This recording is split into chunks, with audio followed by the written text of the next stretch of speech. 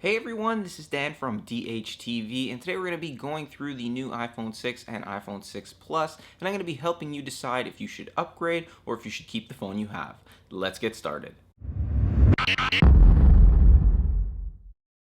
So like I do every year when a new iPhone is released, I go through some of the new features and sort of help you guys decide if it's time to upgrade or if you should keep the phone you have right now.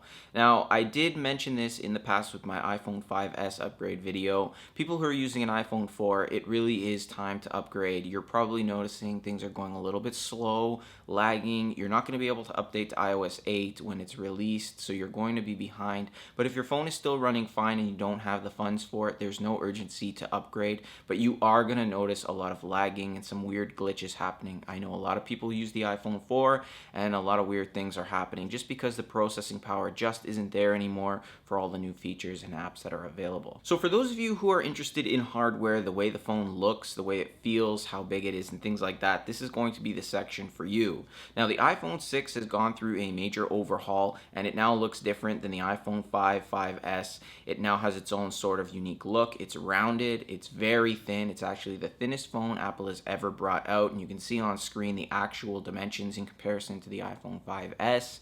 You can also see that the iPhone 6 is using a display that's 4.7 inches in terms of size. It's also got something called Retina HD, so that's not quite full 1080p, but it's a little bit better than 720p HD, so you're getting an upgrade in your display. Now with the iPhone 6 Plus, you can see it's much larger. You're getting a 5.5 inch display. Now this display is also a full 1080p display, so you're getting full HD capabilities with that. So for those of you coming from an iPhone 4 and 4S, you're definitely going to notice a big improvement here with screen real estate being a lot larger. You're going to notice a better quality in terms of your screen. You're also going to notice a much thinner phone. So if the hardware is a big deal for you, then it would be a good idea to upgrade. Same deal for those of you with the iPhone 5, 5S, or 5C. If the display, the size, the thinness of the phone is a big deal for you, then now's the time to upgrade. Personally, I have the iPhone 5S, and strictly with hardware alone, I wouldn't be upgrading, but there's a lot of cool features also built into the iPhone 6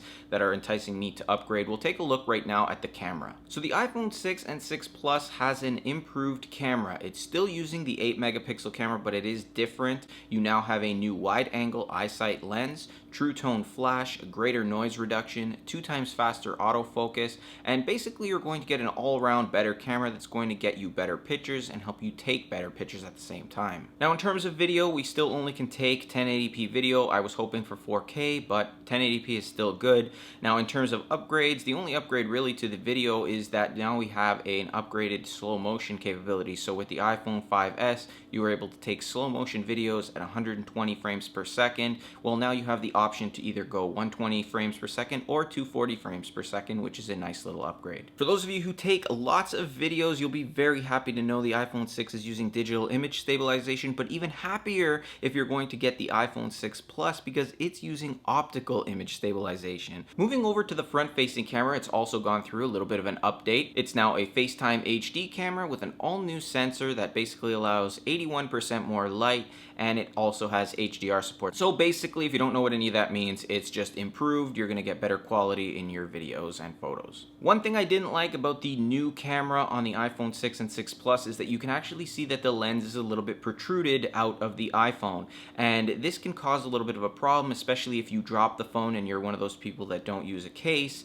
If you drop it and it hits flat, the first thing that's gonna hit is that camera, so it's gonna take the blunt of the force, and I'm worried that this may cause some damage with the camera or at least break the lens. So this might be something to think about as well, but for those of you who are very interested in how the camera works, this is a much improved camera over the iPhone 4, 4S, 5, 5C, maybe not that much over the 5S, but still an improvement, especially if you're interested in using 240 frames per second video and if focus is a big deal for you. Now, battery life is a big deal for a lot of people, and if you've you've had an iPhone 5 that had to be replaced because of the battery issues, then this is probably an even bigger deal for you guys. Now, iPhone 4 and 4S users, you guys unfortunately have the weakest battery, so this is going to be a much improved upgrade for you guys. Now, if you look on screen here, you can see we have the iPhone 5S, iPhone 6, and iPhone 6 Plus battery life comparisons here in terms of various things that you'd be using. So audio, video, Wi-Fi browsing, LTE browsing, 3G browsing, 3G talk, and standby time in days. You'll notice that the iPhone 6 Plus is obviously the better of all the phones, and that's because it is the largest phone, so it has the largest battery.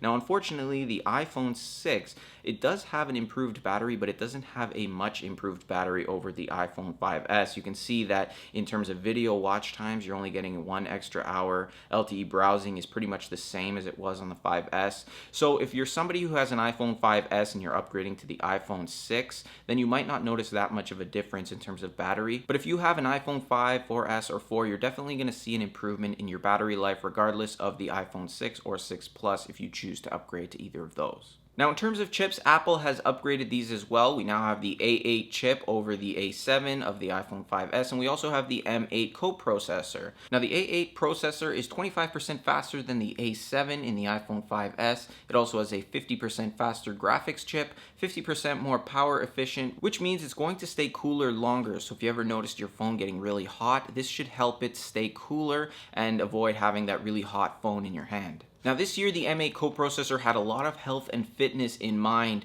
a lot of different features. If you've noticed over the past little while, a lot of companies are bringing out smartwatches and health and fitness bands and things like that. Well, Apple has now thrown their hat into the game here with a new smartwatch announcement and also with the health kit ability inside iOS 8. So with the M8 coprocessor, it's now going to allow you to measure a lot of different things. So you'll be able to measure movement, elevation, and even steps. So if you have something like a Fitbit band, which does those kind of things, now the phone itself with that M8 coprocessor will be able to do the same things, and also this will tie into that Health Kit app and many other third-party applications down the road. Now, price is also a big deal here, so if money is an issue for you, obviously the iPhone 6 would be the better bet, but also you could go with the iPhone 5S, especially if you're coming from an iPhone 4 or 4S, because the iPhone 5S now has been dropped to $99, so that's something to keep in mind as well. But in terms of price points for the iPhone 6 and 6 Plus, you're looking at a 16GB model iPhone 6 at $199, a 64GB model at $299, a 120GB model at $399, and the iPhone 6 Plus, you're looking at the 16GB model at $299, 64GB model $399, and a 120GB model at $499. Now keep in mind, this is with a 2-year contract with your carrier. If you're choosing to purchase this unlocked from Apple, you're looking at around $750 to $850 depending on the version you buy. That's with the 16GB model, so if you go up, you're obviously going to be paying more. Also, the iPhone 6 Plus is going to be more expensive than the iPhone 6. Now, in terms of my personal opinion, here's what I think. If you have an iPhone 4, it's definitely time to upgrade. As I said, things are probably lagging. You're using an older device with older technology. You're going to get a very solid upgrade whether you upgrade to the iPhone 5S, iPhone 6, or iPhone 6 Plus. You're definitely going to notice a difference all around, and it'll feel like a much better and quicker phone. iPhone 4S, pretty much the same deal here. You're at your limit as well. You're using old technology, smaller screen. You've still got 3G capabilities. Now you're going to get LTE. You're going to get faster phone. You're going to get all kinds of features that you didn't have with it. So it's a great time to upgrade to a new phone. Whether you want the iPhone 6 or iPhone 6 Plus, depending on what size you'd like, that's totally up to you. Personally, if you own an iPhone 5 or 5C, this is the time either to upgrade or to hold off one more year. You should be good for at least a year, maybe even 2 years, because those two phones were pretty much the same phone, and they're pretty solid phones in my mind. So if you want to upgrade, if you really like some of the features and you think that it'll improve what you're doing, or you want a larger screen, that's what you've been waiting for, this is a good time because your phone isn't quite out of date, but it's not quite the newest thing as well. So it's just a toss up there. It really is up to you if you feel that the price is worth upgrading at this point. Now, iPhone 5S users, I don't think you need to upgrade. Really, you're not getting all that much unless the size of the phone or any of the features I talked about is really huge for you. But personally, if I wasn't doing reviews and things like that, I wouldn't upgrade. I like the iPhone 5S. I like the 4-inch screen. It's very fast. It's a great phone. And really, I've never had any lagging issues with it at all. Now, with that being said, I do really like a lot of the features with the iPhone 6 and 6 Plus. And because I do reviews, I will be upgrading. I'll be upgrading to the iPhone 6. I'd like to upgrade to the iPhone 6 Plus, but I don't think that the 5.5-inch screen size is going to work with what I do. It's going to be a little bit too big. So I'm going with the iPhone 6, and really with all the improvements, even with an iPhone 5S, you're still going to get a great phone. And what I'm going to do is sell my iPhone 5S, get a little bit of money for that, and put that towards the iPhone 6. So those are my thoughts on the iPhone 6 and iPhone 6 Plus, and whether you should upgrade your iPhone to the newest generation of iPhones. Really, in the end, it comes down to what you feel is right for you. You should never be pressured to buy something just because Apple says you can no longer upgrade to iOS 8 or anything like that. It really does come down to you. Don't put yourself in debt just to get the newest phone. Keep the one you have if it's working great. But if you really like these things and you have the money for it, then these are my thoughts. And hopefully you guys enjoyed this and found it helpful. Let me know in the comments what you're going to do if you're going to purchase the new iPhone, or if you're going to purchase the iPhone 6 and 6 Plus, or if you're just going to upgrade to an iPhone 5S or keep the phone you have now. Let me know in the comments down below. If you enjoyed this video, help support me by hitting the like button and subscribing. It helps me out, and it also lets you know when I post a new video. I'm trying to get more videos out as quickly as possible, so there's a lot more videos to come, especially on the iPhone 6. So I hope you guys will join me in those videos next time, and I'll see you in the next one.